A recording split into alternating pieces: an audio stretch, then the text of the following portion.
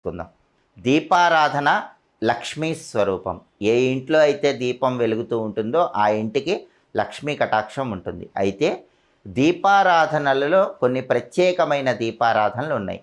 ఆ ప్రత్యేకమైన దీపారాధనలు వెలిగించడం ద్వారా అష్టలక్ష్ముల అనుగ్రహానికి సులభంగా పాత్రులు కావచ్చు.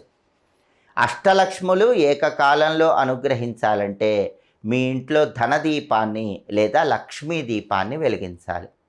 ఈ లక్ష్మీ దీపాన్ని ఎప్పుడు వెలిగించాలంటే గురువారం రోజు కానీ శుక్రవారం రోజు కానీ మీ ఇంట్లో ఈ ధనదీపము లేదా లక్ష్మీ దీపాన్ని వెలిగించాలి.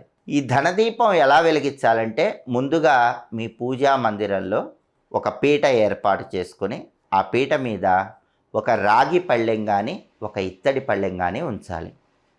ఆ రాగి పళ్ళెము లేదా ఇత్తడి పళ్ళెనికి 3 చోట్ల గంధం బొట్లు 3 చోట్ల కుంకుమ బొట్లు పెట్టాలి.